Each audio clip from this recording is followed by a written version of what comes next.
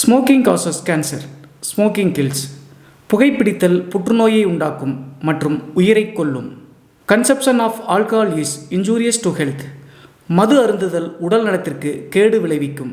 B safe, don't drink and drive. பாதுகாப்பாக இருப்பீர், மது அருந்துவிட்டு வாகனம் ஓட்டாதீர்.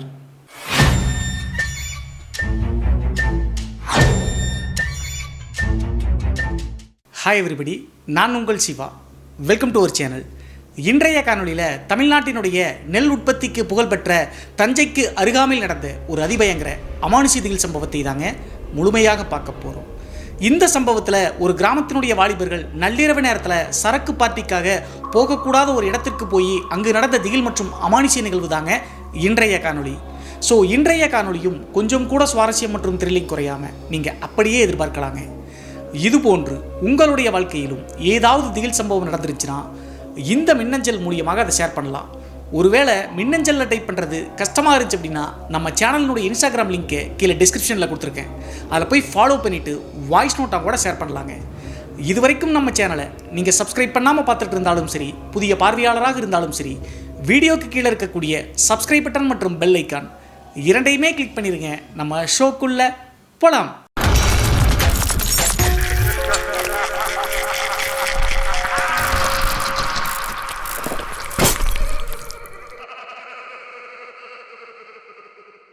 இந்த அமானுஷ்ய சம்பவம் நான் ஏற்கனவே சொன்ன மாதிரி தமிழ்நாட்டினுடைய தஞ்சாவூர்லேருந்து ஒரு 20 கிலோமீட்டர் தொலைவில் இருக்கக்கூடிய அழகிய கிராமத்தில் 2023 காலகட்டத்தில் நடந்த திகில் நிகழ்வு தாங்க இந்த நிகழ்வு.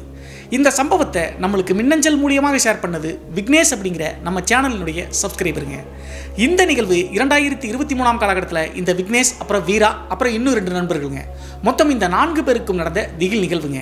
அப்படி என்ன நடந்துச்சு அப்படின்னு சொல்லி பார்த்தா 2023 காலகட்டத்தில் இந்த விக்னேஷனுடைய பெரியப்பா பொண்ணுங்க அவங்களுக்கு நிச்சயதார்த்த ஏற்பாடு நடந்துட்டு இருக்குங்க. அது மட்டும் இல்லாமல் அவங்க இருக்கக்கூடிய வில்லேஜிலிருந்து ஒரு 6 கிலோமீட்டர் 7 கிலோமீட்டர் தள்ளி இருக்கக்கூடிய ஒரு குட்டி டவுன் மாதிரி இருக்குங்க. அந்த டவுனில் இருக்கக்கூடிய ஒரு மண்டபத்தில் தாங்க அந்த நிச்சயதார்த்த ஏற்பாடு செஞ்சுட்டு இருந்திருக்காங்க. அந்த காரணத்தினால விக்னேஷ் உட்பட மொத்தம் 4 பேருங்க. அதில் நெருங்கிய நண்பர் அப்படின்னா வீரா அப்படின்னு சொல்லி சொல்லலாங்க. விக்னேஷும் வீராவும் கிட்டத்தட்ட ஒரு 5 வீடு 6 வீடு தள்ளி தாங்க இருக்காங்க. மீதம் இருக்கக்கூடிய நண்பர்கள் அடுத்த தெருவில் இருக்காங்க. இருந்தாலும் கூட சிறு வயதிலிருந்தே பள்ளிக்கூட நண்பர்கள் மற்றும் அதற்கடுத்து கல்லூரி நண்பர்களுங்க. இந்த காரணத்தினால அந்த கிராமத்தில் எவ்வளவோ இளைஞர்கள் இருந்தாலும் கூட இந்த 4 பேரும் தான் கூட்டு களவாணிகள், கிரைம் பார்ட்னர்ஸ் அப்படின்னு சொல்லி சொல்லலாங்க. ஸோ இதனால் விக்னேஷனுடைய பெரியப்பா பொண்ணுடைய நிச்சயதார்த்துக்கு போகலாம்னு சொல்லிட்டு விக்னேஷனுடைய கார் எடுத்துகிட்டு அந்த 4 பேரும் அருகாமையில் இருக்கக்கூடிய இந்த 7 கிலோமீட்டர் தொலைவில் இருக்கக்கூடிய மண்டபத்துக்கு போய் சேர்றாங்க. மாலை 6 மணிக்கு தான் நிச்சயதார்த்த ஏற்பாடே ஸ்டார்ட் ஆகிருக்குங்க. அதற்கடுத்து இந்த விக்னேஷ், வீரா, மீதம் இருக்கக்கூடிய 2 நண்பர்கள் மொத்தம் 4 பேரும் அந்த நிச்சயதார்த்தத்தில் கலந்துக்கிட்டு சிறப்பிச்சுட்டு இருந்தாங்க. ஒரு வழியாக அந்த நிச்சயதார்த்தமும் நல்லபடியாக முடிஞ்சுங்க. கடைசியாக சாப்பிட்டு முடிச்சுட்டு வில்லேஜ் நோக்கி கிளம்பலாம்னு சொல்லிட்டு முடிவெடுக்கும் போது வந்த கார்லேயே, விக்னேஷனுடைய கார்லேயே இந்த 4 பேரும் கிளம்பி வில்லேஜை நோக்கி வந்துருக்காங்க. இந்த விக்னேஷ், வீரா, மற்ற 4 நண்பர்கள் எல்லாருமே ஓரளவுக்கு வெல் செட்டில்டு ஃபேமிலி தாங்க. அந்த காரணத்தினால தான் விக்னேஷுக்கு சொந்த கார் இருந்திருக்குங்க. அந்த கார் எடுத்துட்டு அந்த நிச்சயதார்த்த மண்டபத்திலிருந்து நேராக தனது சொந்த வில்லேஜை நோக்கி கிளம்பி போயிட்டு இருக்காங்க. அப்படி அவங்க கிளம்பி போகும்போது தோராயமாக மணி 9:30 9:45 மணி இருக்குங்க.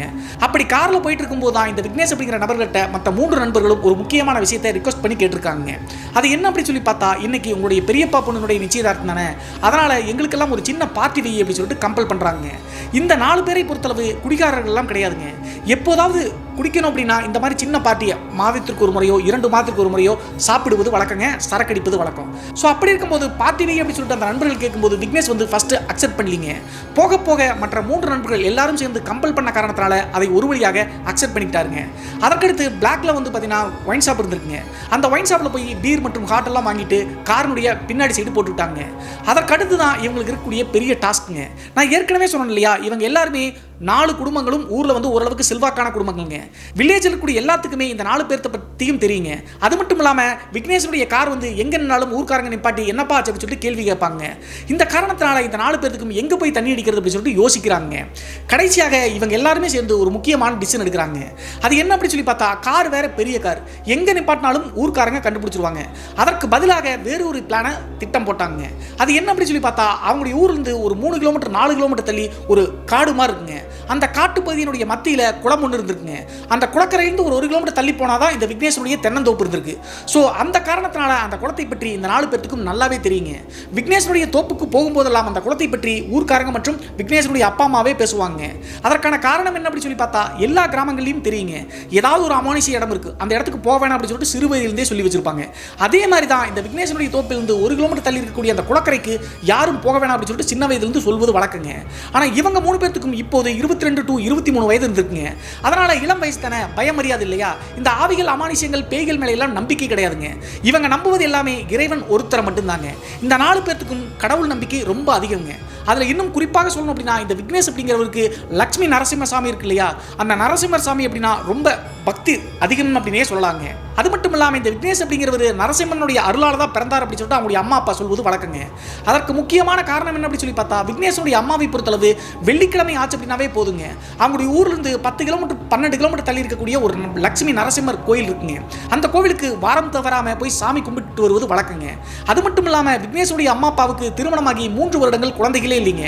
அதற்கடுத்து லட்சுமி நரசிம்மர் கோவிலில் மடிப்பிச்சை ஏந்தி அந்த சாமியினுடைய அருளால் தாங்க விக்னேஷே பிறந்தார் அப்படின்னு சொல்லிட்டு அவங்களுடைய அம்மாவும் அப்பாவும் சொல்வது வழக்கம். அதே மாதிரி தான் விக்னேஷுக்கு விவரம் தெரிஞ்ச நாள் இருந்து வெள்ளிக்கிழமை அவங்க அம்மா போனாங்க அப்படின்னா அந்த கோவிலுக்கு இவரும் போயிட்டு வருவது வழக்கங்க. அந்த காரணத்தினாலேயோ என்னவோ தெரியலீங்க, குலதெய்வத்தை விட இந்த லட்சுமி நரசிம்மர் அதாவது நரசிம்மரை ரொம்ப அதிகமாகவே நம்புவாருங்க, ஆர்வம் அதிகம் அந்த சாமி மேல. ஸோ கடைசியாக ஒரு வழியாக இந்த 4 பேருக்கும் சாமி நம்பிக்கை மட்டும்தான் இருக்கு, பேய் பிசாசெல்லாம் இல்லை அப்படின்னு சொல்லிட்டு நினைச்சுக்கிட்டு அந்த குளக்கரை ஓரத்துக்கு போயிட்டு அப்படின்னா பகல்லே ஊர்க்காரங்க யாரும் அந்த சைடு வரமாட்டாங்க. இரவு நேரம் அப்படின்னா சொல்லவே தேவையில்லை. கார் அங்கே குளக்கரை ஓரத்தில் போய் நின்றுச்சு அப்படின்னாவே யாரும் அந்த சைடு வராத காரணத்தால் காரை பார்க்க முடியாது. அதற்கு பிறகு நம்ம ஜாலியாக தண்ணி அடிச்சுட்டு வந்துடலாம் அப்படின்னு சொல்லிட்டு முடிவெடுத்து அந்த இடத்தை நோக்கி கிளம்ப ஆரம்பிக்கிறாங்க. ஒருத்தரும் கூட இதை தடுக்கலாம் வேண்டாம் அப்படின்னு சொல்லிட்டு சொல்லவே இல்லைங்க. 4 பேருக்கும் பயம் இல்லாத காரணத்தினால நேராக அந்த இடத்தை நோக்கி சரக்கடிக்கிற ஆர்வத்தில் போய் சேர்ந்தாங்க. குளக்கரைக்கு பக்கத்திலேயே ஒரு பெரிய ஆலமரம் ஒன்று இருந்துருக்குங்க. அந்த ஆலமரத்துக்கு அருகாமையில் காரை நிறுத்திட்டு ஃபுல்லாக கும்ம இருட்டதாங்க இருந்திருக்கு. நான் ஏற்கனவே சொன்ன மாதிரி மனித நடமாட்டம் சுத்தமாக கிடையாது, இருட்டு வேற, பாதி வெளிச்சம் இருக்குது பாதி வெளிச்சம் இல்லை, அரை நிலா வெளிச்சம் அப்படிங்கிற மாதிரி வச்சுக்கங்க கதைக்காக. அதற்கடுத்து அந்த வண்டுகளுடைய சத்தம், அந்த இரவினுடைய நிசப்தம் எல்லாமே சேர்ந்து இவங்க ஓரளவுக்கு பயமுறுத்தினாலும் கூட அதெல்லாம் பிரச்சனை இல்லை, நம்முடைய சொந்த ஊர் தானே அப்படின்னு சொல்லிட்டு பெருசாக எடுத்துக்காம பாட்டில் எல்லாம் காருக்கு பக்கத்திலே வச்சுட்டு தண்ணி அடிக்க ஆரம்பிச்சாங்க. காரை விட்டு வெளியே காரினுடைய முகப்பில் அந்த பார்க்கிங் லைட் இருக்கும் இல்லையா, அதை ஆன் பண்ணி விட்டு முன்னாடியே சரக்கு பாட்டிலாம் வச்சுட்டு ஃபுல்லாக யாருமே வரமாட்டாங்க அப்படின்னு நினச்சிட்டு சரக்கு அடிச்சுட்டு இருக்காங்க. அப்படி சரக்கு அடிக்க ஆரம்பிச்சு கரெக்டாக நைட்டு ஒரு 11:30 மணி 11:45 மணி இருக்குங்க. அந்த டைமில் தான் இந்த விக்னேஷுக்கு திடீர்னு வயிறில் ஏதோ உபாதை இருக்கிற மாதிரி ஃபீல் ஆகுதுங்க. ஏற்கனவே அந்த நிச்சயதார்த்த மண்டபத்தில் சாப்பாடு சாப்பிட்டாரு, அது இவருக்கு ஒத்துக்கலையா என்னன்னு தெரியலங்க. வயிறு கடமுடன்னு சொல்லிட்டு இருக்கக்கூடிய காரணத்தினால அருகாமையிலேயே குளம் இருக்கு இல்லையா, அந்த குளத்தில் போயிட்டு அவுட் சைடு போயிட்டு வரலாம் அப்படின்னு சொல்லிட்டு கிளம்பி போறாருங்க. இவங்க 3 பேர்த்துக்கிட்ட சரக்கு அடிச்சிட்டுங்கடா நான் வந்துடுறேன் அப்படின்னு சொல்லிட்டு நேராக அந்த குளத்தை நோக்கி நடக்க ஆரம்பிக்கிறாருங்க இந்த விக்னேஷ் அப்படிங்கிறவர். அந்த குளத்தை பற்றி சொல்லணும் அப்படின்னா அந்த நண்பர்கள் இருக்கக்கூடிய இடத்துல இருந்து ஒரு 200 மீட்டர் 300 மீட்டர் தள்ளி தாங்க போகணும். ஒரு வழியாக அந்த குளம் இருக்கக்கூடிய பகுதிக்கே போய் சேர்ந்துட்டாருங்க. அந்த குளம் எப்படி இருக்கு அப்படின்னு சொல்லி பார்த்தா ஒரு 5 அடி 6 அடி கீழே குழி மாதிரி இறக்கமாக இருக்குங்க. அந்த பகுதிக்கு பக்கத்தில் போயிட்டு ரெஸ்ட் ரூம் போகலாம்னு சொல்லிட்டு யூரின் பாஸ் பண்ணிட்டு இருக்காருங்க. அந்த டைமில் தான் யதார்த்தமாக அந்த குளத்தினுடைய மத்திய பகுதியில் ஒரு பயங்கரமான காட்சி ஒன்று இந்த விக்னேஷுக்கு தட்டுப்படுதுங்க. அது என்ன அப்படின்னு சொல்லி பார்த்தா இவர் சிறு வயதிலிருந்தே ஆண்மாக்கள் பேய்கள் எல்லாம் பார்த்ததில்லை அப்படின்னு சொன்னோம் இல்லையா, அப்படி இருக்கும்போது அதையெல்லாம் உடைக்கும் வகையில் அந்த குளத்தினுடைய மத்திய பகுதியில் ஒரு 5 அடி 6 அடி உயரத்தில் ஒரு உருவம் மாதிரி நிற்குதுங்க. அது மட்டும் இல்லாமல் அசையாமல் ஒரு மனுஷனுடைய உருவம் மாதிரி தாங்க தெரியுது. அந்த நடு குளத்துக்குள்ள அப்படியே சிலை மாதிரி நிற்கிறத பார்த்த உடனே பயப்படலைங்க. ஏதோ நம்முடைய மன பிரம்மை, நம்ம லைட்டாக பீர் வேற அடிச்சிருக்கோம் அப்படின்னு சொல்லிட்டு நினச்சிக்கிட்டு கண்ணை கசக்கிட்டு பார்க்குறாருங்க. மறுபடியும் அந்த உருவம் நகராமல் அந்த குளத்தினுடைய மத்திய பகுதியில் மனுஷ மாதிரியே நிற்குதுங்க. அதற்கு பிறகு சந்தேகத்தின் அடிப்படையில் அந்த குளத்தினுடைய மற்ற கரைகள் இருக்கும் இல்லையா, அந்த கரையோரத்தில் சுற்றி முற்றியும் தன்னுடைய கண்களில் தேடுறாருங்க. அப்படி தேடி பார்க்கும்போது இன்னும் ஒரு பயங்கரமான காட்சிங்க. என்ன அப்படி சொல்லி பார்த்தா நான் ஏற்கனவே சொன்ன மாதிரி அது ஆள் அரவமற்ற அனாதை காடுமா இருக்கும். அந்த குளத்தினுடைய கரையோரத்தில் இன்னும் ஒரு சின்ன பையனுங்க, ஒரு 7 to 8 வயசு தாங்க இருக்கும். அந்த பையன் தலையில் பார்த்தீங்கன்னா ஒரு தலப்பாக்கட்டு மாதிரி கட்டிட்டு அங்கேயும் எங்கேயும் சுற்றிட்டு விளையாண்டுட்டு இருக்காங்க. இந்த காட்சியை பார்த்த உடனே விக்னேஷுக்கு தூக்கி வாரி போட்டுச்சுங்க. இந்த ஏரியா பார்த்தீங்கன்னா உள்ளூர் மக்கள் முதற்கொண்டு சுற்றி இருக்கக்கூடிய கிராமங்கள் யாருமே இங்கே வரமாட்டாங்க. அந்த அளவுக்கு இது அமானுஷ்யமான பகுதி அப்படின்னு சொல்லிட்டு எல்லா கிராமத்தினுடைய மக்களும் சொல்லுவாங்க. ஸோ அப்படி இருக்கும்போது இந்த இடத்துக்கு இந்நேரத்துக்கு யாரும் வர வாய்ப்பே கிடையாது. அது மட்டும் இல்லாமல் ஒரு 7 வயசு பையன் குளக்கரை ஓரத்தில் குளிக்கிறதுக்கு சான்ஸே இல்லை அப்படின்னு சொல்லிட்டு யோசிக்கிறாருங்க. அப்போதான் இவருடைய உள்ளுணர்வில் பயம் ஃபர்ஸ்ட் டைம் வர ஆரம்பிக்குதுங்க. உடனே அந்த உருவங்களை தான் பார்த்தது தெரியாத மாதிரி கண்டுக்காம அப்படியே ஆப்போசிட்ல திரும்பி தன்னுடைய நண்பர்கள் இருக்கக்கூடிய பகுதியை நோக்கி கிளம்பலாம்னு சொல்லிட்டு கால்களை எட்டு வச்சு நடக்க வர்றாருங்க. அப்படி நடந்து வரும்போது அந்த குளக்கரையிலிருந்து ஒரு 10 அடி 20 அடி தாங்க தாண்டி இருப்பாரு. அந்த டைம்ல தான் இன்னொரு பயங்கரமான நிகழ்வு இந்த நபருக்கு நடக்குதுங்க, விக்னேஷுக்கு. என்ன ஆச்சு அப்படி சொல்லி பார்த்தா, நண்பர்களை நோக்கி அந்த குளத்தை விட்டு தாண்டி நடந்து போயிட்டு இருக்கும்போது டக்குன்னு தன்னுடைய 2 கால்களையும் பிடிச்சி யாரோ பின்னாடி இருந்து இழுக்கிற மாதிரி ஒரு உணர்வுங்க. அப்படி இழுத்து அடிச்சுக்கிட்டே தடுமாறி டக்குன்னு ஸ்டாண்ட் ஆகி நின்றுட்டு ஆப்போசிட்ல திரும்பி பார்க்கறாருங்க யாரு அப்படி சொல்லிட்டு. அந்த டைம்ல தன்னை பின்னாடி இருந்து இழுத்தது யாருமே இல்லைங்க, வெறும் இடமா தான் இருந்திருக்கு. அதற்கடுத்து தான் இங்க ஏதோ அப்நார்மலா நடக்குது அப்படி சொல்லிட்டு வேக வேகமா எட்டுகளை வைக்கிறாருங்க. அந்த கால்களை எடுத்த ஒரு 2 செகண்ட் 3 செகண்ட்லேங்க திடீர்னு அந்த குளத்துக்குள்ள யாரோ அப்படி தாண்டினாங்கன்னு இப்படி தண்ணீர் சத்தம் கேட்கும். அந்த மாதிரி ஒரு பயங்கரமான சத்தம் கேட்குதுங்க, குளத்துக்குள்ள குதிச்ச மாதிரி. அது மட்டும் இல்லாமல் அந்த சேம் டைம்ல கொஞ்சம் தூரம் தள்ளி எல்லா சரௌண்டிங்கில் இருந்துங்க பயங்கரமான அலறல் சத்தம் கேட்குதுங்க. அந்த அலறல் சத்தம் என்ன அப்படி சொல்லிட்டு இவரால் யூகிக்க கூட முடியலைங்க. இதற்கு மேலே நம்ம இருந்தோம் அப்படின்னா நம்முடைய உயிரே போயிடும் சொல்லிட்டு வேக வேகமாக தன்னுடைய நண்பர்களை நோக்கி ஓடி வர ஆரம்பிக்கிறாருங்க. ஒரு வழியாக கார் மற்றும் நண்பர்கள் இருக்கக்கூடிய பகுதியை நோக்கி பக்கத்தில் வந்துட்டாருங்க. வந்து பார்க்கும்போது வீரா அப்படிங்கிற இன்னொரு நண்பர் இருந்தார் இல்லையா, அந்த வீராவை தவிர மற்ற நண்பர்கள் ஃபுல்லாக குடிச்சிட்டு வந்து பார்த்தீங்கன்னா தூங்குற மாதிரி தூங்கிட்டு இருக்காங்க, சரக்கு ஓவர் அடிச்ச காரணத்தினால. இந்த வீரா மட்டும் என்ன பண்ணுறாரு அப்படின்னா அப்படியே உட்காந்துட்டு பிரம்ம பிடிச்ச மாதிரி இருக்கிறாருங்க. அந்த டைமில் வீராவை மட்டும் பார்த்துட்டு இந்த இடம் வேண்டாம்டா கிளம்புங்கடா அப்படின்னு சொல்லிட்டு சொல்கிறாருங்க விக்னேஷ் அப்படிங்கிறவர் வீராவை பார்த்து. அப்படி சொன்ன அடுத்த செகண்டே வீராவுக்கு எதுவும் புரியலிங்க. இது வரைக்கும் நார்மலாக தான் இருந்தான், திடீர்னு கிளம்புங்கன்னு சொல்கிறான்னு அப்படின்னு சொல்லிட்டு யோசிச்சுட்டு திங்க் பண்ணிட்டே இருக்காருங்க. அப்படி வீரா கிட்ட அந்த வார்த்தையை சொல்லிட்டு கிளம்புங்க கிளம்புங்க அப்படின்னு சொல்லிட்டு காரில் போயிட்டு தண்ணீர் பாட்டில் எடுத்துருக்குங்க. அந்த வாட்டர் கேன் எடுத்துட்டு குடிக்கிறாருங்க. பொதுவாக மனுஷனுக்கு வந்து பார்த்தீங்கன்னா பயம் ஏற்படுச்சு அப்படின்னா தண்ணீர் குடிக்கிற மாதிரி ஒரு ஃபீல் ஆகும். அதே மாதிரி தான் இவரும் குடிக்கிறாருங்க. குடிச்சிட்டு யதார்த்தமாக அண்ணாந்து பார்க்கும்போது இன்னொரு பயங்கரமான காட்சிங்க இந்த விக்னேஷ் அப்படிங்கிற நபருக்கு. என்ன ஆச்சு அப்படின்னு சொல்லி பார்த்தா, இவங்க இருக்கக்கூடிய பகுதி இருக்கு இல்லையா, அங்கிருந்து ஒரு 2 அடி தள்ளி ஒரு ரெட்டை பனைமரம் ஒன்று இருக்குங்க. அந்த ரெட்டை பனைமரம் இருக்கக்கூடிய அந்த பகுதியில் பனைமரத்தினுடைய நடுப்பகுதியிலிங்க அந்த குளக்கரையில் பார்த்த அதே 7 வயசு பையங்க அப்படியே அந்த இடத்துல நிற்கிற மாதிரி அந்த பனைமரத்தில் பாதியில் வந்து பார்த்தீங்கன்னா ஸ்டாண்ட் பண்ணி மரத்தில் ஏறி என்ன இப்படி நிற்பாங்க, அந்த மாதிரி பேலன்ஸே இல்லாமல் நிற்கிறாங்க. இந்த காட்சியை பார்த்த உடனே தூக்கி வாரி போட்டுருச்சுங்க இந்த விக்னேஷ் அப்படிங்கிறவருக்கு. அது மட்டும் இல்லாமல் அந்த உருவத்தை தெளிவாக பார்த்த பிறகு வெளிச்சம் அடிக்கிற மாதிரி கண்கள்லாம் அப்படியே செவந்து போய் பெருசாக இருக்குங்க. நீருக்குள்ளகான விழுந்தாங்க அப்படின்னா முகமெல்லாம் இப்படி வீங்கும். அந்த மாதிரி கண்கள் முகம் எல்லாமே வீங்கி போன மாதிரி ஆக்ரோஷமா அந்த சிறுவனுடைய உருவம் அங்கே நின்றுட்டு விக்னேஷையே பார்த்துட்டு இருக்குங்க. இதை பார்த்த உடனே விக்னேஷுக்கு என்ன பண்றது அப்படின்னு தெரியலீங்க. அதற்கடுத்து அந்த உருவத்தை பார்க்கக்கூடாது அப்படின்னு சொல்லிட்டு தலையை கீழே தொங்க போட்ட அடுத்த செகண்டே அந்த பனைமரத்துக்கு கீழேயே அந்த குளத்தினுடைய நடுப்பகுதியில் ஒரு உருவம் நின்றுச்சு இல்லையா 6 அடிக்கு, அந்த மனுஷ மாதிரி உருவம் அங்கே நிற்குதுங்க. அப்போதுதான் இவருக்கு தெரியுதுங்க அந்த குளத்தினுடைய நடுப்பகுதியில் பெரிய ஆம்பளை மாதிரி நின்னது ஆண்மகனுடைய உருவம் அப்படி சொல்லிட்டு. இரண்டுமே மனுஷன் கிடையாது ஆண்மக்கள் அப்படி சொல்லிட்டு தீர்க்கமாக இவருக்கு புரிஞ்சிருச்சுங்க. இருந்தாலும் கூட சத்தம் போட முடியாமல் அப்படியே ஸ்டன் ஆன மாதிரி நின்றுட்டாருங்க. அந்த உருவங்கள் கட்டுப்படுத்திச்சான்னு தெரியல. அதற்கடுத்து மனசுக்குள்ள எதையோ வேண்டி டேய் கிளம்புங்களா அப்படி சொல்லிட்டு பயங்கரமாக சத்தம் போடுறாருங்க இந்த விக்னேஷ் அப்படிங்கிறவர். அப்படி சத்தம் போட்டு அடுத்த செகண்டே அந்த போதையில் படுத்திருந்தாங்க இல்லையா வீராவை தவிர 2 பேர் வேக வேகமாக ஓடி வந்து காரில் ஏறிட்டாங்க. அதற்கடுத்து காருக்குள்ள விக்னேஷ் ஓடி வந்து வண்டியை ஸ்டார்ட் பண்ண பார்க்குறாரு. வண்டி ஸ்டார்ட் ஆக மாட்டேங்குது. என்னடா இப்படி நடக்குது அப்படின்னு சொல்லிட்டு ஒன்றும் புரியாமல் திணற ஆரம்பிச்சிட்டாருங்க. அப்போதான் பின்னாடி சீட்டில் ஏறின நபர்களை திரும்பி பார்க்குறாருங்க யதார்த்தமா. அப்படி பார்க்கும்போது வீரா அப்படிங்கிற நபர், அதாவது குளத்துக்கு போயிட்டு வரும்போது போதையில் படுத்து தூங்கிட்டு இருந்த 2 பேர் காருக்குள்ள இருக்காங்க. உட்கார்ந்து இந்த வீராவை காணுங்க. எங்கடா போனா வீரா அப்படி சொல்லிட்டு சுத்தி முத்தி தேடி பார்க்கும்போது அந்த காருக்குரிய பகுதியில் ஒரு 10 அடி 20 அடி தள்ளி குப்பரங்கள் விழுந்த மாதிரி விழுந்து கிடக்கிறாருங்க. சொல்ல போன அப்படின்னா மயக்கம் போட்ட மாதிரி விழுந்து கிடக்கிறாருங்க. நம்ம வரும்போது இவனுக்கு 2 பேர் தானே படுத்து கிடக்கிற மாதிரி இருந்தாங்க. வீரா நல்லா தான் இருந்தான், அவன் எதுக்கு இப்போ மயக்கம் போட்டு கிடக்கிறா அப்படின்னு சொல்லிட்டு யோசிச்சுட்டு வீரா அப்படி சொல்லிட்டு வீராவை நோக்கி கிளம்பி போறாருங்க.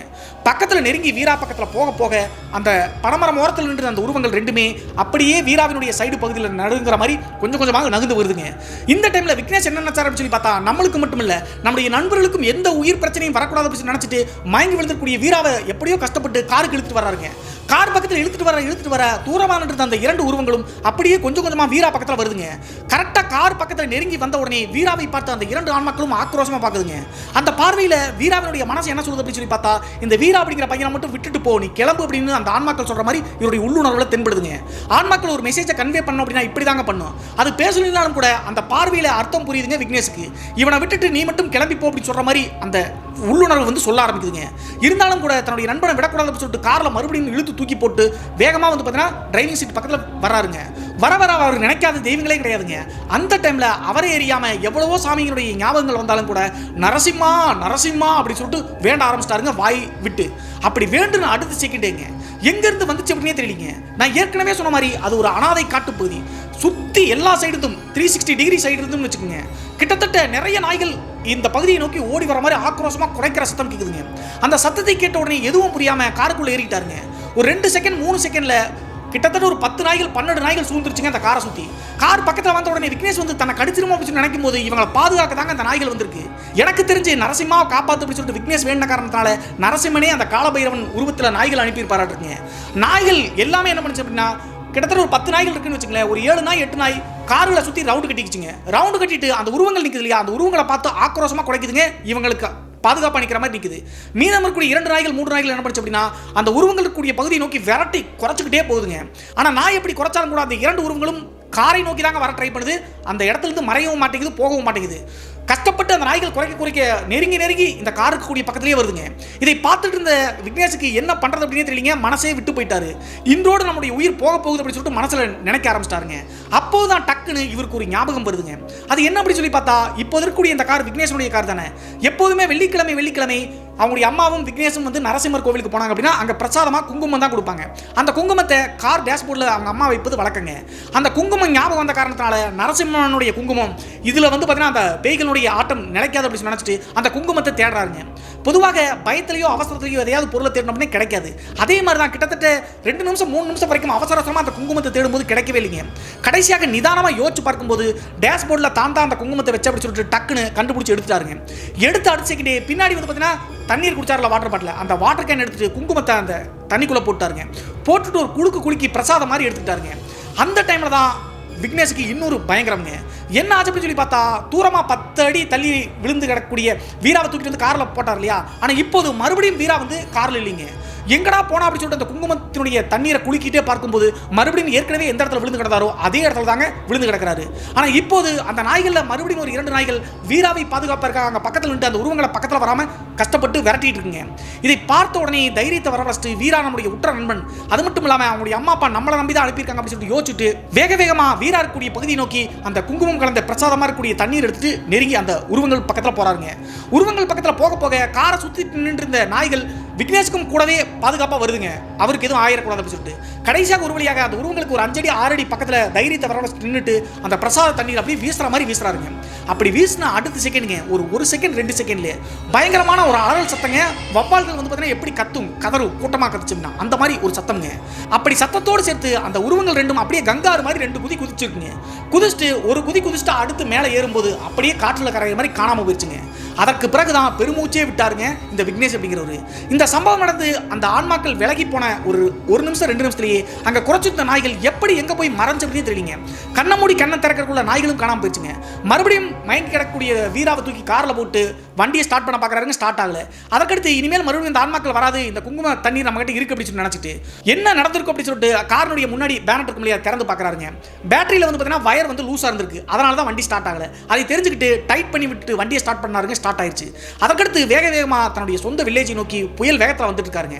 கரெக்டாக அந்த குளக்கரையிலிருந்து தன்னுடைய வில்லேஜுக்கு வரதுக்கு ஒரு 5 கிலோமீட்டர் தூரம் வருங்க. அப்படி வந்துட்டு இருக்கும்போது ஊருக்கு ஒரு 2 கிலோமீட்டர் தாங்க இருக்கு. அந்த டைம்ல அந்த குளக்கரையிலிருந்து ஊருக்கு போகக்கூடிய வழிபாதை எல்லாமே காட்டு வழி பாதை தான். மனிதர்கள் பயன்படுத்தவே மாட்டாங்க. இவங்க தான் ஃபர்ஸ்ட் டைம் போறாங்க. ஸோ அந்த காட்டு பகுதியில் பயத்தோடு தாங்க மறுபடியும் வந்துட்டு இருக்காரு.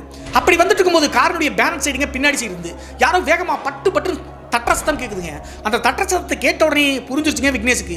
மறுபடியும் அந்த ஆன்மாக்கள் நம்மளை தொடர்ந்து ஃபாலோ பண்ணிட்டு வருது அப்படின்னு சொல்லிட்டு இருந்தாலும் கூட நம்ம திரும்பி பார்க்கக்கூடாது அப்படின்னு சொல்லிட்டு பயத்தில் திரும்பியே பார்க்கலீங்க. கடைசியாக ஊரினுடைய எல்லை பக்கத்தில் கொஞ்சம் தூரம் தாங்க இருக்கு. அந்த இடத்துக்கு வந்த உடனே யதார்த்தமாக அந்த சைடில் ஒரு கண்ணாடி இருக்கு இல்லையா காரில், அதை பார்க்கும்போது மறுபடியும் உயிர் நாடியே நடுங்கும் வகையில் ஒரு காட்சிங்க. அந்த 2 ஆன்மாக்களும் வேலியினுடைய சைடிலிருந்து வேகமாக புயல் வேகத்தில் ஓட்டம் முடிச்சு வந்துட்டுங்க காரோடவே. அந்த காரணத்தால தான் அந்த தட்டக்கூடிய சத்தம் காரில் வந்து பார்த்தீங்கன்னா பட்டு சத்தம் கேட்டுருங்க. அதுக்கடுத்து எப்படியோ பயத்தை வந்து கட்டுப்பாட்டில் வச்சுட்டு ஊரினுடைய எல்லையை தாண்டி டக்குன்னு வந்துட்டாருங்க. எப்போதுமே ஒவ்வொரு கிராமத்திலையும் எல்லை சாமி ஒன்று இருக்கும். அந்த ஊரில் எல்லை சாமி பத்ரகாளியம்மன் தாங்க. அந்த பத்ரகாளியம்மன் கோவிலை தாண்டிட்டு அப்படின்னா ஊர் உள்ள வந்துடலாம். கரெக்டாக அந்த கோவிலை தாண்டி அந்த இடத்துக்கு வந்த உடனே பின்னாடி துரத்திட்டு வந்த அந்த உருவங்கள் அப்படியே காணுங்க. அதற்கு பிறகுதான் இவர் நிம்மதி ஒரு மூச்சே விட்டுருக்காருங்க. எல்லை பத்ரகாளி இருக்கு, நம்மளை ஒன்றும் பண்ணாத அப்படி சொல்லிட்டு இவ்வளவு விஷயங்கள் நடந்தாலும் கூட இந்த உருவங்களை பார்த்தது எல்லாமே விக்னேஷ் மட்டும் தாங்க. வீரா வந்து பார்த்தீங்கன்னா பயந்தாரு. ஆனால் அவருக்கு இந்த உருவங்கள்லாம் பார்க்கல. மீதம் இருக்கக்கூடிய 2 பேர் வந்து குளத்திலிருந்து வரும்போது தூங்கிட்டு இருந்தாங்க போதையில். அதுக்கடுத்து ஏறுங்கடா சொன்னே ஏறிட்டாங்க. அவங்களுக்கு என்ன நடச்சுனே தெரியல, விக்னேஷும் சொல்லல. அதுக்கடுத்து இதை சொல்ல வேண்டாம் அப்படின்னு நினைச்சிட்டு அந்த 2 நண்பர்கள் இருக்காங்க இல்லையா வீராவை தவிர, அவங்க 2 பேரும் ஒரே வீடுன்னு சொன்னல அந்த தெருவு பக்கத்தில் வந்து நின்றுட்டு கிளம்பி போங்கடான்னு சொல்லி சொல்றாங்க. அவங்க 2 பேரும் தூக்க கலக்கத்திலேயே காலையில் பார்க்கலாம்னு சொல்லிட்டு கிளம்பி வீட்டுக்கு போயிட்டாங்க. அவங்க 2 பேரும் காரை விட்டு இறங்கி போன பிறகு வீரா மற்றும் விக்னேஷ் 2 பேரும் 5 வீடு தள்ளி தானே அந்த பகுதியை நோக்கி போகலாம், அங்கே போய் வீரா வீட்டில் விட்டு நம்ம போகலாம்னு சொல்லிட்டு இப்படின்னு திரும்புறாருங்க. திரும்பி பார்க்கும்போது மறுபடியும் ஒரு ஷாக் தாங்க. என்ன ஆச்சு அப்படின்னு சொல்லி பார்த்தா அந்த குளக்கரையிலிருந்து எல்லா பிரச்சனையும் முடிச்சுட்டு வீராவை காரில் தூக்கி போட்டு தான் வந்தாரு. எங்கேயுமே காரை நிப்பாட்டவும் இல்லை. ஊர் எல்லை பத்ரகாளியம்மன் கோவில் தாண்டி தான் இங்கே வந்து நின்னோம். அந்த இடத்தை விட்டு தாண்டி 3 பேர்ல வந்து பார்த்தீங்கன்னா அந்த 2 நண்பர்கள் ஒரே தெருவில் இருக்கக்கூடிய நண்பர்கள் இறக்கி விட்டாங்க. அப்போது வீரா இறங்கல. அவங்க இறங்கி 2 நிமிஷம் 3 நிமிஷம் தாங்க இப்படி திரும்பி பார்க்குறாரு. வீரா காரில் இல்லைங்க. ஒரே கன்ஃபியூஸ் ஆயிடுச்சுங்க இவருக்கு. அந்த 2 நண்பர்கள் தூக்க கலந்து இருந்த காரணத்தால வீரா இருந்தானா இல்லையா நான் கேட்டாங்க கூட பதில் கிடையாது, ஒரு யூஸும் கிடையாது. எங்க போனா அப்படின்னு சொல்லிட்டு பயங்கரமா யோசிக்க ஆரம்பிச்சிட்டாருங்க. அவருடைய வீட்டுக்கே போகாம அவருடைய தெருமுனையிலேயே காரை நிப்பாட்டிட்டு யோசிக்க ஆரம்பிக்கிறாருங்க. ஏதாவது தன்னுடைய நண்பனுக்கு பிரச்சனை ஆயிருமோ அப்படின்னு சொல்லிட்டு யோசிச்சுட்டு நம்மளுடைய அம்மா அப்பாட்ட சொன்னாதான் திட்டுவாங்க, வீராவனுடைய அம்மா அப்பாட்ட சொல்லிடலாம்னு சொல்லிட்டு அந்த டைம் கரெக்டாக ஒரு மணி 12 to 1 மணி இருக்குங்க. அந்த வீராவனுடைய வீட்டு கதவை போய் வேக வேகமாக தட்டுறாருங்க விக்னேஷ் அப்படிங்கிறவர். தட்டின உடனே வீராவனுடைய அம்மா தாங்க கதவை திறக்கிறாங்க மெயின் டோரை. என்ன விக்னேஷ் இந்த டைமுக்கு அப்படி சொல்லிட்டு தூக்க காலத்தில் கேட்குறாங்க. ஒன்றும் இல்லம்மா வீரா அப்படின்னு சொல்ல ஆரம்பிச்சது தாங்க. குளக்கரையில் நடந்தாலும் சொல்லிடலான்னு சொல்லி ட்ரை பண்ணுறாங்க. வீரான்னு சொன்ன அடிச்சுக்கிட்டே உள்ளதான்ப்பா தூங்குறான், இப்போதான்ப்பா ஒரு 10 நிமிஷம் ஆச்சு வந்தான்ப்பா அப்படின்னு சொல்லிட்டு தூக்க காலத்தில் சொல்கிறாங்க. கேட்ட உடனே தூக்கி வாரி போட்டுருச்சுங்க விக்னேஷ்க்கு. அவன் எப்படி நம்மளை மீறி இங்கே வந்திருப்பான், அவனு 2 பேர்த்து இறக்கி விட்டு பார்த்த உடனே காரில் இல்லையே, நம்மளை மீறி எங்கே வந்து இப்படி வீட்டுக்கு வந்தா அப்படின்னு சொல்லிட்டு திங்க் பண்ண ஆரம்பிக்கிறாங்க. அம்மா நான் அவனை உள்ளே போய் பார்க்கலாமான்னு சொல்லி கேட்கும்போது சரி போய் பாருன்னு சொல்கிறாங்க. நேராக மெயின் டோரை தாண்டி உள்ளே போய் வீராவனுடைய ரூமில் பார்க்குறாங்க. வீரா வந்து தூங்கிட்டு இருக்காருங்க. இதை பார்த்த உடனே விக்னேஷுக்கு 1000 குழப்பங்கள்ங்க. வீரா எப்படி நம்மள மீறி இங்கே வந்தா அப்படி சொல்லிட்டு திங்க் பண்ணிட்டு அவங்க அம்மா அப்பாட்ட ஒன்றும் இல்லம்மா வந்துட்டானு கேட்கலான்னு தான் வந்த அப்படி சொல்லிட்டு நேராக வீட்டுக்கு போனவர் தாங்க. வீட்டில் போய் அவங்களுடைய அம்மா அப்பாட்டையும் எதுவுமே சொல்லிங்க. தூங்கலாம் நினச்சாலும் கூட அங்கே நடந்தது இப்போது வீரா எப்படி நம்மளை மீறி இங்கே வந்தா அப்படி சொல்லிட்டு யோசிச்சுட்டு கன்ஃபியூஸ் ஆகிட்டாருங்க. அதற்கடுத்து அவரே எரியாமல் ஒரு 3 மணி 3:30 மணிக்கு தூங்க ஆரம்பிச்சிட்டாருங்க. காலைல 8 மணி 9 மணிக்கெல்லாம் அவங்க அம்மா காஃபி போட்டு எழுப்பலான்னு சொல்லிட்டு எழுப்பும்போது விக்னேஷனால் படுக்கையிலிருந்து எந்திரிக்கவே முடியலைங்க. நடந்த நிகழ்வுலாம் யோசிச்சு பயந்த காரணத்தினால பயங்கரமான காய்ச்சலுங்க. 12:30 மணி 1 மணி வரைக்கும் பார்த்துட்டு அவங்களுடைய அப்பா காரில் ஏறா போய் கிளினிக்கில் போய் இன்ஜெக்ஷன் பண்ணிட்டு வரலாம் அப்படின்னு சொல்லிட்டு விக்னேஷை கூப்பிடுறாங்க. அந்த டைமில் தான் விக்னேஷ் என்ன பண்ணுறாரு அப்படின்னா காரில் போயிட்டு இருக்க வீராவுக்கு ஃபோன் பண்ணலாம்னு சொல்லிட்டு ஃபோன் பண்ணுறாங்க. வீராவுடைய செல்ஃபோன் சுவிச் ஆஃபில் இருக்குங்க. அதுக்கடுத்து மீதம் இருக்கக்கூடிய 2 நண்பர்கள் இருக்காங்க இல்லையா, நைட் தூங்கிட்டு இருந்தாங்கன்னு சொல்லல, அவங்களுக்கு ஃபோன் பண்ணும்போது எங்ககிட்டையும் வரலையாடா, உனக்கு என்ன ஆச்சுன்னு சொல்லும்போது எனக்கு காய்ச்சல் தாண்டா ஒன்றுமில்லை அப்படின்னு சொல்லிட்டு நடந்த விஷயங்களை அவங்ககிட்டையும் சொல்லிங்க. அதுக்கடுத்து இன்ஜெக்ஷன் போட்டு திரும்ப வந்து கிட்டத்தட்ட 3 நாள் ஹாஸ்பிட்டலுக்கும் இங்கேயும் அப்படியே அலைஞ்சிக்கிட்டே இருந்திருக்காருங்க விக்னேஷ் அப்படிங்கிறவர். ஒரு வழியாக கரெக்டாக 10 நாள் ஆயிடுச்சுங்க பெட்டை விட்டு எந்திரிக்கிறதுக்கு. அப்போதான் விக்னேஷ் ஒரு விஷயத்தை நோட் பண்ணுறாருங்க. என்ன ஆச்சு அப்படின்னு சொல்லி பார்த்தா அந்த 3 பேரில் நெருங்கிய நண்பன் வீரா தான் 5 வீடு தள்ளி தான் இருக்கான். ஆனால் மற்ற 2 நண்பர்கள் வேறு தெருவில் இருக்காங்க இல்லையா, அவங்களாம் இந்த 10 நாளில் அடிக்கடி வீட்டில் வந்து பார்த்துட்டு போனாங்க. ஆனால் பக்கத்து வீட்லேயே பக்கத்து தெருவிலேயே இருக்கக்கூடிய வீரா வந்து நம்மளுடைய வீட்டுக்கே வரலைங்க. ஃபோன் பண்ணால் சுவிச் ஆஃப்னு இருக்கு. அவங்களுடைய அம்மாவும் அப்பாவும் வீராவுடைய அம்மா அப்பா வந்து பார்த்துட்டு போகிறாங்க, ஆனால் அவன் வரல. இப்படியெல்லாம் இருக்க மாட்டானே அப்படி சொல்லிட்டு எப்போது ஃபோன் பண்ணாலும் சுவிச் ஆஃப்லேயே இருக்குங்க. எங்கம்மா போனா அப்படி சொல்லிட்டு வீராவுடைய அம்மா கிட்ட கேட்டா அவங்க ஃப்ரெண்ட்ஸை பார்க்க போனாப்பா அப்படி சொல்லிட்டு இப்படி சொல்லியே சமாளிச்சிட்டு இருக்காங்க. வீரா அன்றைய நாள் அந்த அமானுஷ சம்பவம் பார்த்த நாளை தவிர மற்ற எந்த நாளும் பார்க்கவே முடியலைங்க. நான் ஏற்கனவே சொன்னேன் இல்லையா, ஒவ்வொரு நாளும் விக்னேஷனுடைய அம்மாவும் விக்னேஷும் வந்து நரசிம்மர் கோவிலுக்கு போவாங்க அப்படி சொல்லிட்டு அவருக்கு காய்ச்சல் இருந்த காரணத்தினால அந்த காய்ச்சல் இருந்த அந்த வெள்ளிக்கிழமை மட்டும் மிஸ் ஆயிடுச்சுங்க. அதற்கு அடுத்து வெள்ளிக்கிழமை ஓரளவுக்கு ரெக்கவர் ஆகி வந்துட்டாருங்க. ஏற்கனவே உடம்பு வேற சரியில்லாமல் வீக் ஆகிட்டு வா இந்த வாரமாவது கோயிலுக்கு போகலாம் அப்படி சொன்ன காரணத்தினால இந்த விக்னேஷும் அவங்களுடைய அம்மாவும் நேராக கார் எடுத்து கிளம்பி நரசிம்மர் கோவிலுக்கு போகிறாங்க. அவங்களுடைய ஊர் வந்து 10 கிலோமீட்டர் 12 கிலோமீட்டர் வரும்னு சொன்னியா, அந்த கோவிலுக்கு போய் சேர்ந்துட்டாங்க. சிறு வயதிலிருந்தே அந்த கோவிலுக்கு போகக்கூடிய காரணத்தினால அந்த அர்ச்சகர் வந்து ரொம்ப வயசானவருங்க. குழந்தை பருவத்திலிருந்து இந்த விக்னேஷை பார்க்குறாங்க. அது மட்டும் இல்லாமல் அவங்களுடைய அம்மாவை அர்ச்சகருக்கு நல்லாவே தெரியுங்க. அப்போது விக்னேஷ் வந்து ஏற்கனவே காய்ச்சல் அவதிப்பட்டு உடம்பெல்லாம் வீக்காக இருக்கார் இல்லையா, இப்போதான் கொஞ்சம் கொஞ்சமாக ரெக்கவர் ஆகி வந்துட்டு இருக்காரு. அதனால கோவிலை சுற்றி நிறைய கன்னிமான் சாமியெல்லாம் இருக்குங்க, சுற்றி வருவாங்க இல்லையா, அந்த மாதிரி நீ சுற்றி வர வேண்டாம், நான் மட்டும் சுற்றிட்டு வரேன், நீ சாமிக்கு முன்னாடியே வேண்டிட்டு அப்படி சொல்லி விக்னேஷை நிப்பாட்டிட்டு அவங்களுடைய அம்மா மட்டும் கோவிலை சுற்றி வந்துட்டு இருக்காங்க. அந்த டைமில் கருவறைக்குள்ளே பூஜிச்சிருந்த அந்த வயசான அர்ச்சகர் தீபாரதனை எடுத்துட்டு நேராக விக்னேஷை நோக்கி வராருங்க. வந்த உடனே பக்கத்தில் வந்து அர்ச்சனை தட்டு நீட்ட வெறுத்து விரும்புக்குதுங்க இந்த விக்னேஷுக்கு. இது எல்லாத்தையுமே அந்த அர்ச்சகர் அப்படியே முறைச்சு கொஞ்சம் தூரம் தள்ளி பார்த்துட்டே இருக்காருங்க. கிட்டத்தட்ட 1 நிமிடம் 2 நிமிடத்துக்கு மேலே எப்போதுமே விக்னேஷ் அப்படி பார்க்க மாட்டாருங்க, வித்தியாசமாக உத்து பார்த்துட்டே இருக்காரு. அப்போதே விக்னேஷுக்கு புரிஞ்சிருச்சுங்க தனக்கு நடந்தது எல்லாமே இந்த அர்ச்சகருக்கு தெரிஞ்சிருக்க மாட்டிருக்கு அப்படின்னு சொல்லிட்டு. இருந்தாலும் கூட மனசில் இருக்கிறத சொல்லாமல் அப்படியே வெயிட் பண்ணி காத்துருக்காருங்க. அதுக்கடுத்து என்ன நினைச்சார் அப்படின்னு தெரியலீங்க. டக்குன்னு தீபாரதனை காட்டின அந்த அர்ச்சகர் நேராக கோவிலுக்குள்ளே போயிட்டு நரசிம்மர் சாமியினுடைய கழுத்தில் எலுமிச்சை மாலை இருக்கு, அது இருக்கக்கூடிய ஒரு எலுமிச்சை மட்டும் எடுத்துட்டு நேராக விக்னேஷ் பக்கத்தில் வராருங்க. வந்த உடனே விக்னேஷை பார்த்து இதை புடி அப்படி சொல்லிட்டு நீட்டுறாருங்க அந்த அர்ச்சகர். அப்போது இந்த விக்னேஷும் சரி அந்த எலுமிச்சம்பழத்தை வாங்கிக்கலாம்னு சொல்லிட்டு கையை நீட்டுறாருங்க. அப்போது அதை வாங்கலாம்னு சொல்லிட்டு அவர் நினைச்சாலும் கூட அந்த எலுமிச்சங்கனியை இவர் வாங்க முடியாத அளவுக்கு தடைபடுதுங்க. என்ன ஆச்சு அப்படின்னு சொல்லி பார்த்தா உடம்பெல்லாம் நடுங்க ஆரம்பிச்சிச்சுங்க, கை காலெல்லாம் விடவடக்குது. அது மட்டும் இல்லாமல் எப்போதும் இல்லாத மாதிரி உடம்பெல்லாம் விறுவிறுத்து கிடுகிடுன்னு ஆடுறாருங்க. இதெல்லாம் பார்த்து இந்த அர்ச்சகர் டக்குன்னு கையை இழுத்து பிடிச்சி விக்னேஷுடைய உள்ளம் கையில் அந்த எலுமிச்சங்கனியை வச்சுட்டாருங்க. வச்சு அடிச்சுக்கிட்டே சூடம் எடுத்து கையில் வச்சா எப்படி சுடுவோம் அந்த மாதிரி சுட்டுக்க மாட்டேங்க. பயங்கரமாக கூச்சலிட்டு சத்தம் போட்டுறாருங்க. சத்தம் போட்டு அடிச்சுக்கிட்டே விக்னேஷனுடைய சத்தம் கேட்டு அவங்களுடைய அம்மா கிரிவலம் போயிட்டு இருந்தா, அதாவது சுற்றி வந்துட்டு இருந்தாங்க. வேகமாக ஓடி வந்து என்னாச்சுன்னு கேட்குறாங்க. கேட்கும்போது அர்ச்சகர் வந்து ஒன்றும் இல்லம்மா நீ போய் சுற்றிட்டு வா, நிறைய சாமிகள் இருக்குல்ல, நான் பையன்கிட்ட பேசிட்டு இருக்கேன் அப்படின்னு சொல்லிட்டு அர்ச்சகர் சொன்ன காரணத்தினால தெரிஞ்சவர் தான் சொல்லிட்டு மறுபடியும் கோவிலை சுற்றி வளம் வந்துட்டு இருக்காங்க. 3 சுற்று சுற்றணும். அந்த டைமில் அர்ச்சகர் விக்னேஷை பார்த்து ஒரு கேள்வி கேட்குறாருங்க. நீ எங்கேயோ போகக்கூடாத இடத்துக்கு போயிருக்க, மரியாதையை சொல்லு அப்படின்னு சொல்லிட்டு மிரட்டி கேட்குறாருங்க. கேட்ட உடனே விக்னேஷுக்கு புரிஞ்சுச்சுங்க, தான் தப்பான இடத்துக்கு போனது, அந்த குளக்கரைக்கு போனது, அந்த அமானுஷ சம்பவம் நடந்ததெல்லாம் எப்படியோ நரசிம்மர் அருளால் இந்த அர்ச்சகருக்கு தெரிஞ்சிச்சாட்டிருக்கு. இனிமேலும் நம்ம மறைக்கக்கூடாது, அன்னைக்கு காப்பாற்றினதே நரசிம்மான்னு சொல்லிட்டு வேண்டும் போது தான் நம்மளோட உயிரே பிழைச்சிச்சு, நம்ம சொல்லிடலாம் அப்படின்னு சொல்லிட்டு அர்ச்சகர்கிட்ட நடந்த விஷயங்கள் அனைத்தையும் ஒன்றும் விடாமல் சொல்லிட்டாருங்க. சொன்ன உடனே அர்ச்சகர் கண்டபடி விக்னேஷை திட்டிருக்காருங்க. நீ தவம் இருந்து பெத்த புள்ள, அந்த சாமியினுடைய வரத்தினால் நீ பிறந்தவன், அதனால தான் உனக்கு அந்த ஆபத்து நடக்கும்போது குறுக்க நிப்பாட்டிட்டு அந்த காலபைரவர்கள் அனுப்பிட்டு நரசிம்மர் தான் காப்பாற்றிருக்காரு. இருந்தாலும் கூட நீ அந்த போகக்கூடாத இடத்துக்கு போனது தப்பு அப்படின்னு சொல்லிட்டு எல்லாத்தையும் சொல்லி விலாவரியா எக்ஸ்பிளைன் பண்றாருங்க. அதற்கடுத்து கண்ணீரே வந்துருச்சுங்க இந்த விக்னேஷ் அப்படிங்கிறவருக்கு.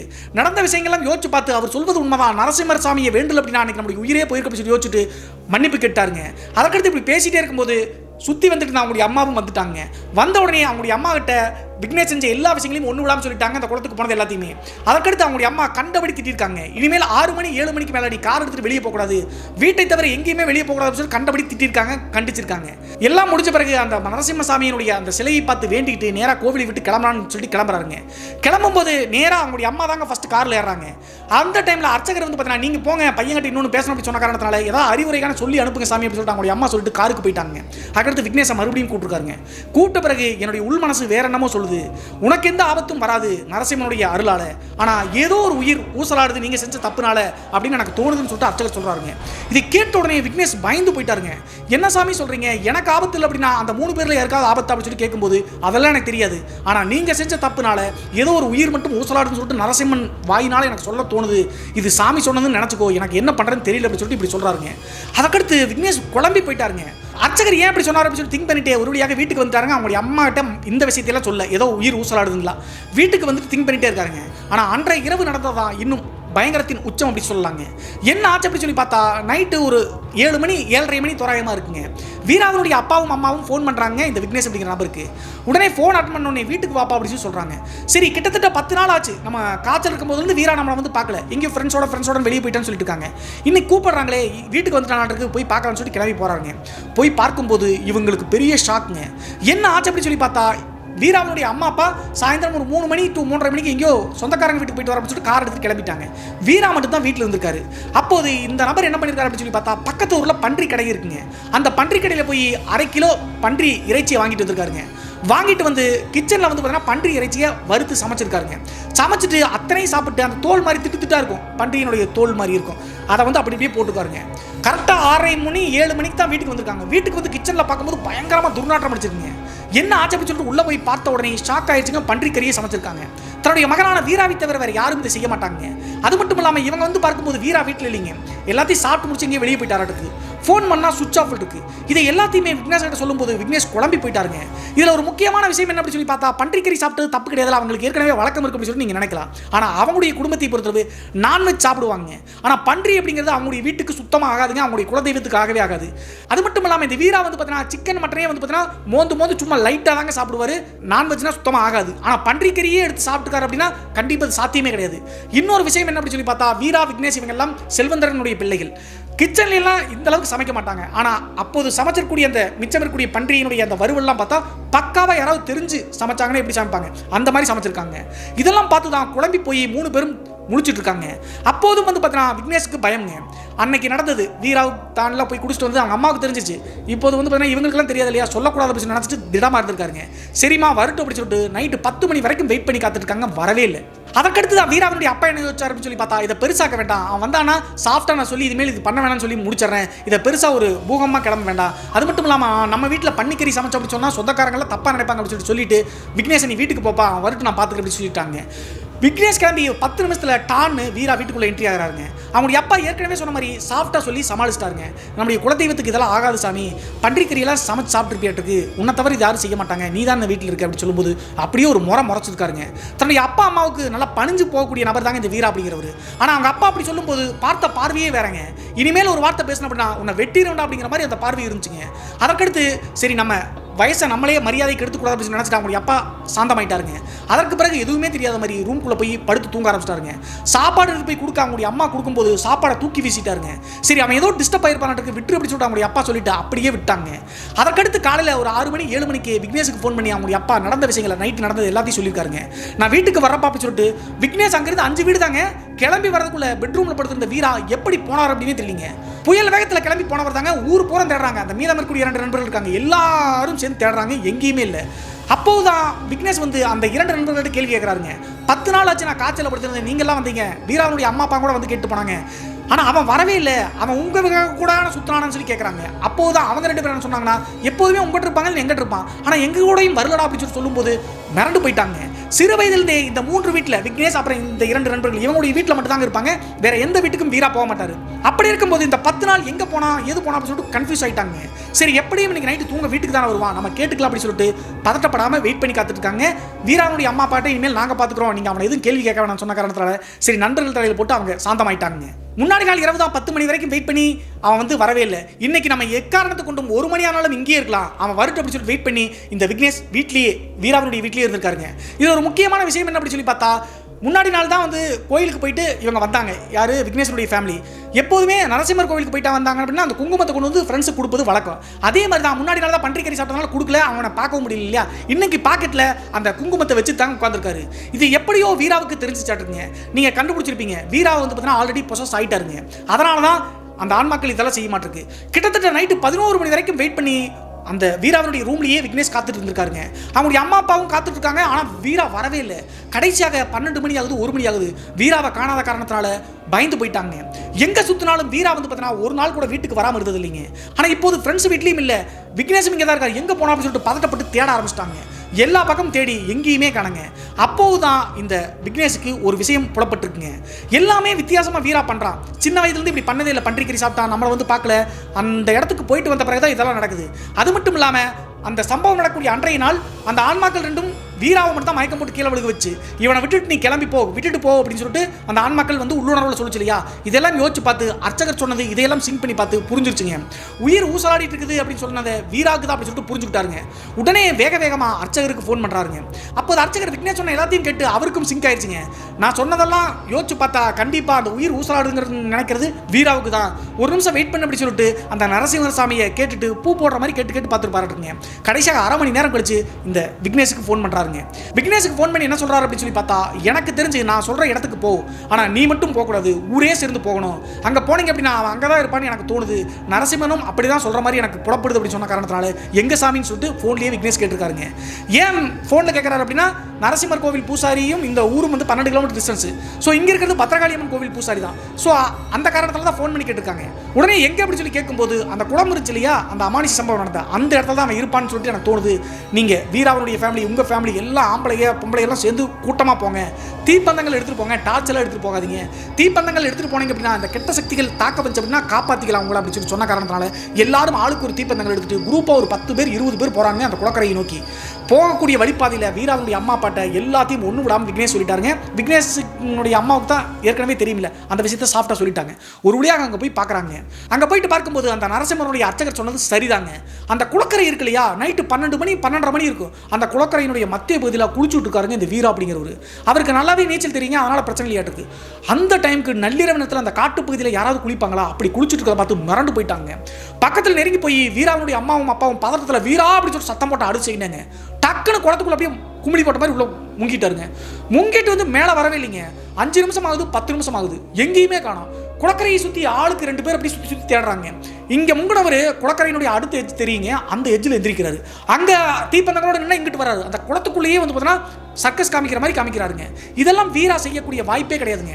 அது மட்டும் இல்லாமல் வீரா வந்து பார்த்தீங்கன்னா அந்த குளத்துக்குள்ளே முங்கி எந்திரிக்கும் போது அவருடைய முகத்தோட்டம் அப்படியே வெளிரி போன மாதிரி, யாராவது இறந்து போனாங்கன்னா இப்படி வெளிரி போய் மூஞ்சியில் உப்பு அந்த மாதிரி தோற்றம் இருக்குங்க. குறிப்பிட்ட மாதிரி சொல்லணும் அப்படின்னா, முதல் முறை அந்த பையனுடைய ஆன்மாவையும் அந்த குளத்துக்குள்ள ஒரு உருவத்தையும் பார்த்தாங்கல்ல, அந்த முகமெல்லாம் வெளிரி போய் உப்புன மாதிரி இருந்துச்சுல, அதே தோற்றத்தில் தாங்க இப்போ வீராவும் இருக்காரு. அதற்கடுத்து எவ்வளவோ பொதுமக்கள் கஷ்டப்பட்டும் வீரா வந்து பார்த்தீங்கன்னா குளத்திலிருந்து மேலே வர மாட்டேங்கிறாங்க, ஆக்ரோஷமாக கத்துறாரு. அந்த டைமில் தான் மறுபடியும் விக்னேஷ் வந்து அழுதுகிட்டே அர்ச்சகருக்கு ஃபோன் பண்ணுறாருங்க. அர்ச்சகருக்கு ஃபோன் பண்ணி என் நண்பனுடைய உயிரை காப்பாற்றினா நீங்கள் தான் சாமி நேரில் வரணும் அப்படின்னு சொல்லிட்டு கெஞ்சறாருங்க. சரி நான் வந்துடுறேன், ஒரு 10 நிமிஷம் 1/2 மணி நேரம் வெயிட் பண்ணுங்கன்னு சொல்லிட்டு 10 கிலோமீட்டர் தானே, ஒரு 1/2 மணி நேரம் அதிகபட்சமாகும். ஒரு நபருடைய 2 வீலர் எடுத்துட்டு நேராக அர்ச்சகர் வந்துட்டு இருக்காருங்க, இன்னொரு நபருடைய உதவியோடு. அதே நேரத்தில் இந்த பத்திரகாளியம்மன் கோவில் பூசாரி எல்லையில் இருக்குன்னு சொன்னல, அவரும் வந்துட்டாருங்க. கிட்டத்தட்ட 1/2 மணி நேரம் அந்த குளத்துக்குள்ளேயே ஆட்டம் காமிச்சிருந்து கடைசியாக குளத்திலேயே அந்த வீரா இல்லைங்க தண்ணிக்குள்ளே தான் இருப்பான் இருக்கு. எப்படி மூச்சை வந்து பார்த்தீங்கன்னா இழுத்து பிடிச்சிருக்கான் அல்லது இருட்டு நேரம் அப்படிங்கிற காரணத்தால் எங்கேயாவது மறைஞ்சிருக்கான் அப்படின்னு சொல்லி தெரியலிங்க. அந்த டைமில் குளத்துக்குள்ள அவனை மீட்டு கொண்டு வருவது சாதாரண விஷயம் இல்லை. வெயிட் பண்ணுங்க, ஒரு பூஜை பண்ணணும் அப்படின்னு சொல்லிட்டு அந்த பத்ரகாளியம்மன் கோவில் பூசாரி, நரசிம்மர் கோவில் பூசாரி பக்கத்தில் ஆலமரம் இருக்கு இல்லையா, அந்த ஆலமரத்துக்கு அருகில் யாக குண்டம் மாதிரி போட்டு கிட்டத்தட்ட ஒரு 5 நிமிடம் 10 நிமிடத்துக்கு மேலே அந்த ஏதோ சாமியை வரவழைச்சு பண்ணுறாங்க. அப்படி பண்ணிட்டு இருக்கும்போது திடீர்னு குளத்துக்குள்ள சரட்டுன்னு அப்படியே மீன் எப்படி துள்ளி தாவும் அந்த அளவுக்கு சரட்டுன்னு தாவிட்டு ஆக்ரோஷமாக கத்திட்டு அந்த யாக குண்டம் இருக்கக்கூடிய அந்த ரிச்சுவல் பண்ணக்கூடிய இடத்துல வந்து உட்காந்துட்டு ஆக்ரோஷமாக கத்துறாருங்க. தீப்பந்தங்களோட டார்ச் கொண்டு வந்துருப்பாங்கல்ல, முகத்தில் அடிச்சு பார்த்தா கண்ணெல்லாம் அப்படியே செவந்து ஃபுல்லாக ரெட்டிஸ் ஆயிடுச்சுங்க, பிளாங்க் ஆன மாதிரி ஆயிடுச்சு. வீரா ஓரளவுக்கு ஹேண்ட்ஸமான பையன் தாங்க, ஆனால் இப்போது பார்க்கும்போது பயமாக இருக்குங்க. ஒரு வழியாக அந்த பத்ரகாளியம்மன் கோவில் பூசாரி, நரசிம்மர் கோவில் பூசாரி 2 பேரும் சேர்ந்து அந்த ஆன்மாவை கட்டுக்குள் கொண்டு வந்து பேச வைக்கிறாங்க. அந்த டைமில் நீ யார் என்ன அப்படி சொல்லி கேட்கும்போது எல்லா விஷயங்களையும் ஒன்று விடாமல் வீராவினுடைய உடம்புல இருக்கக்கூடிய ஆன்மா சொல்லுதுங்க. என்ன ஆச்சு அப்படின்னு சொல்லி பார்த்தா அந்த குளக்கரையில் விக்னேஷ் முதல் முறை பார்த்த அந்த 7 வயசு பையன், அப்புறம் அவங்களுடைய அப்பான்னு வச்சுக்கோங்களேன், 6 அடி உருவத்தில் குளத்தினுடைய மத்திய பதில் அசையாமல் நின்று ஒரு ஊருன்னு சொன்னல, அந்த 2 ஆன்மாக்களும் வீராவை பொசஸ் பண்ணியிருக்குங்க. அது நாங்கள் தான் அப்படி சொல்லிட்டு வீராவினுடைய வாயினாலேயே சொல்லுதுங்க. அதற்கடுத்து எப்படியோ கஷ்டப்பட்டு அந்த நரசிம்மர் கோவில் பூசாரி, பத்ரகாளியம்மன் கோவில் பூசாரி 2 பேரும் சேர்ந்து அந்த ஆலமரத்திலேயே அந்த 2 ஆன்மாக்களையும் கட்டாயப்படுத்தி எடுத்து வந்து அடைச்சு லாக் பண்ணி வச்சுட்டாங்க. ஆனால் அந்த ரிச்சுவல் பண்ணும்போதே வீராவினுடைய உடம்புல இருக்கக்கூடிய அந்த 2 ஆன்மாக்களும் ஒன்று விடாமல் சொல்லுதுங்க தாங்கள் யார் அப்படி சொல்லிட்டு. கிட்டத்தட்ட 30 வருடங்களுக்கு முன்னாடி ஆட்டுருங்க. இந்த தென்னந்தோப்பு இருந்துச்சுன்னு சொன்ன இல்லையா, குளக்கரை தாண்டி 1 கிலோமீட்டர் விக்னேஷனுடைய தென்னந்தோப்பு, அதற்கடுத்து 1 கிலோமீட்டர் தள்ளி அந்த குளம் இருக்குன்னு சொன்னல. இந்த விக்னேஷனுடைய தென்னந்தோப்பு வந்து வாங்கி ஒரு 5 வருஷம் தாங்க ஆச்சு அவங்களுடைய அப்பா அம்மா. ஆனால் அதுக்கு முன்னாடி 3-4 பேருடைய கைகள் இருந்துச்சு. அப்படியே ஒவ்வொரு பையன் ஒன்றா தான் சேல்ஸ் ஆகி இங்கே வந்திருக்கு. 30 வருடங்களுக்கு முன்னாடி அந்த தென்னந்தோப்பில் வந்து பண்ணையம் பார்க்க வந்தவங்க தாங்க அந்த 7 வயது பையனும் அவங்க அப்பா அப்புறம் அவங்க அம்மா 3 பேரும். அந்த தென்னந்தோப்பில் பண்ணையம் பார்த்துட்டு ஒரு நாள் சாயந்தரம் ஒரு 5:30 மணி 6 மணி தோராயமாக குளத்துல போய் குளிச்சுட்டு வரலாம் அப்படின்னு சொல்லிட்டு அந்த 7 வயது பையனை கூப்பிட்டு அந்த நபர் வந்திருக்காருங்க. அப்படி குளிக்க வரும்போது அந்த 7 வயது பையனுக்கு நீச்சல் தெரியாதுங்க. கரையோரத்தில் உட்கார வச்சுட்டு அந்த வாலிபர் மட்டும் குளிச்சுட்டு இருக்காருங்க. குளிச்சுட்டு இருக்கும்போது நீச்சல் அடிச்சு வரலாம் அப்படின்னு சொல்லிட்டு அந்த குளத்துக்குள்ள நீச்சல் அடிச்சுட்டு இருக்காருங்க. அவங்களுடைய அப்பா அப்படி போகிற டைமில் இவரும் வந்து பார்த்தீங்கன்னா தான் நீச்சல் அடிக்கணும் அப்படின்னு சொல்லிட்டு நினச்சிட்டாருன்னு தெரியலிங்க. அவங்க அப்பா கவனிக்காத போது கரெக்டாக நடு குளத்துக்கு பக்கத்தில் போயிட்டாருங்க. உள்ளே வந்து சுழல் மாதிரி இருக்கு, இழுத்து வந்து பார்த்தீங்கன்னா உயிர் போகும்போது தான் கத்திருக்காரு. அவசரமாக இந்த நபர் தன்னுடைய மகனை காப்பாற்றணும்னு சொல்லிட்டு அந்த நபர் ஓடி இருக்காருங்க. அவருடைய பேர்களை சொல்ல வேணாம்னு சொன்னாலும் சொல்லல, வேகமாக ஓடி போய் அந்த பையனை காப்பாற்றலாம்னு சொல்லி பார்க்கும்போது அந்த இடத்துல மண் சுழல் இருக்குங்க. எப்போதுமே ஆறு அப்புறம் இந்த குளம் இந்த மாதிரி இடங்களில் வந்து பார்த்தீங்கன்னா மண்ணை தோண்டி வச்சுருந்தாங்கன்னா சுழல் இருக்கும். எவ்வளவு நீச்சல் தெரிஞ்சாலும் கூட உள்ளே போட்டு இழுச்சு அப்படின்னா புதமணல் மாதிரி மறைஞ்சிருவோம்.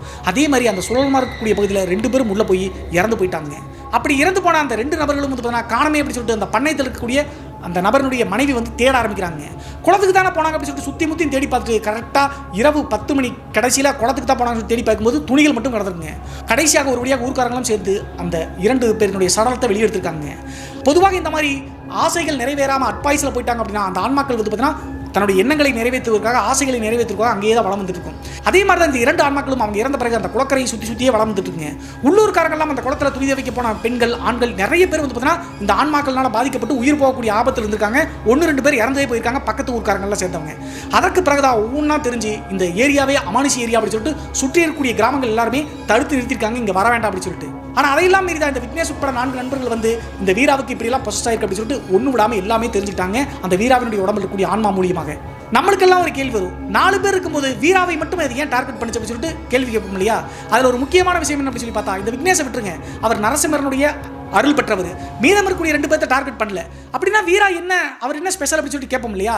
என்ன ஆச்சு அப்படின்னு சொல்லி பார்த்தா அந்த குடும்பத்தில் மனைவி மகன் அப்புறம் இந்த 7 வயசு பையன் இருக்கான் இல்லையா. இந்த 7 வயசு பையன் இல்லாமல் அந்த டைமில் வந்து பார்த்தீங்கன்னா 10 வயசுலையோ 12 வயசுலையோ ஒரு பையன் இருந்திருக்கான். ஸ்கூலில் வந்து பார்த்தீங்கன்னா கஷ்டப்படக்கூடிய ஆசிரமங்கள் இருக்கும் இல்லையா, அங்கிருந்து படிச்சுட்டு இருந்திருக்கான். அந்த பையன் மட்டும் இந்த குடும்பத்திலிருந்து தப்பிச்சிருந்திருக்காங்க.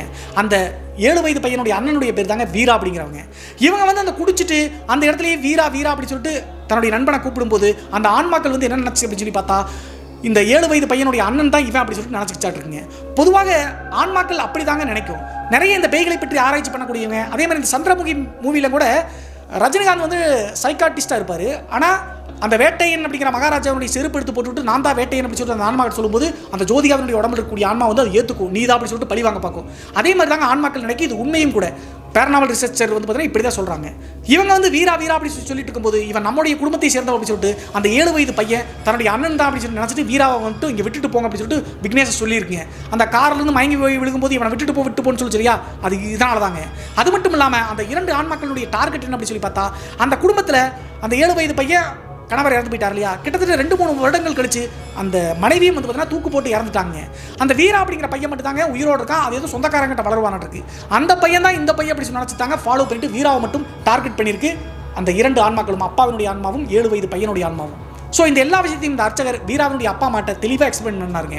இப்போது அந்த ஆன்மாவை கட்டுப்படுத்தி அடைச்சிட்டேன், இனிமேல் எந்த பிரச்சனையும் இருக்காது, வாழ்நாள் முழுவதும் இயற்கை ஆயுட்காலம் முடிகிற வரைக்கும் அந்த ஆன்மாக்கள் இதுக்குள்ளேயே இருந்துட்டு கடைசியாக மறைஞ்சு போயிரு, சொர்க்கத்துக்கு போயிரு அப்படி சொல்லிட்டு வீட்டுக்கு திரும்பி வந்திருக்காங்க.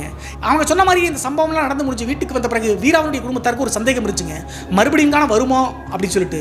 ஆனால் அந்த அர்ச்சகர் நரசிம்ம கோவில் அர்ச்சகர் சொன்ன மாதிரியே எந்தவித பிரச்சனையும் வீராவுக்கோ யாருக்கும் வரலைங்க. இந்த சம்பவம் 2023 காலகட்டத்தில் நடந்தது பிரதர். அதற்கடுத்து 24 வந்து பார்த்தீங்கன்னா ஹைதராபாத்தில் ஒரு டேட்டா அனலிஸ்ட்டாக வந்து பார்த்தீங்கன்னா ஒரு ஹையர் போஸ்டிங்கில் தான் இருக்காரு, ஐடி ஃபீல்டில் இருப்பாருக்கு. இந்த விக்னேஷ் அப்படிங்கிறவர் நம்மளுக்கு மெசேஜ் பண்ணியிருக்காருங்க. இப்போது நிறைய நாகரிகம் மற்றும் டெக்னாலஜியெல்லாம் நான் கற்றுக்கிட்டேன் இந்த 2 வருஷத்தில். ஆனால் இருந்தாலும் கூட அந்த டைமில் 2-3 வருஷத்துக்கு முன்னாடி நடந்த அந்த சம்பவத்தை நினச்சா இப்போதும் எனக்கு உடம்பெல்லாம் நடக்குது. வீராவும் இப்போ ஹைதராபாத்தில் தான் வந்து செட்டில் ஆகியிருக்கிறான், அவனும் வந்து ஐடி ஃபீல்டில் வந்துட்டான் அப்படின்னு சொல்லிட்டு இந்த விக்னேஷ் அப்படிங்கிறது சொல்லி முடிச்சாருங்க. எனக்கு இந்த சம்பவத்தில் புல்லரிச்ச விஷயம் என்ன அப்படி சொல்லி பார்த்தா, இந்த விக்னேஷ் அப்படிங்கிற ஒரு நரசிம்மா அப்படி சொல்லி கூப்பிடும்போது அந்த காலபைரவனுடைய உருவத்தில் 4 நாய்கள் வந்து காப்பாத்துச்சு இல்லையா, சுற்றி ரவுண்டு கட்டி காரை சுற்றி வந்துச்சு, விக்னேஷை காப்பாத்துச்சு, வீராவை காப்பாச்சு, எல்லாத்தையும் காப்பாற்றி அனுப்பி வச்சு இல்லையா, அதெல்லாம் நினச்சிதான் எனக்கு புல்லரிச்சுங்க. இந்த சம்பவத்தில் உங்களை நிகழ வைத்த பகுதி எது அப்படி சொல்லிட்டு மறக்காம கமெண்ட் பாக்ஸில் கமெண்ட் பண்ணுங்க. இது போன்று உங்களுடைய வாழ்க்கையிலும் ஏதாவது திகில் சம்பவம் நடந்துருச்சுன்னா இந்த மின்னஞ்சல் மூலியமாக அதை ஷேர் பண்ணலாங்க. ஒருவேளை மின்னஞ்சலில் டைப் பண்ணுறது கஷ்டமாக இருந்துச்சு அப்படின்னா நம்மளுடைய இன்ஸ்டாகிராம் லிங்கை கீழே டிஸ்கிரிப்ஷனில் கொடுத்துருக்காங்க, அதில் போய் ஃபாலோ பண்ணிவிட்டு வாய்ஸ் நோட்டை கூட ஷேர் பண்ணலாங்க. மீண்டும் ஒரு த்ரில்லிங்கான அமானுஷ்ய எபிசோடுடன் உங்களை சந்திக்கும் வரை நான் உங்கள் சிவா.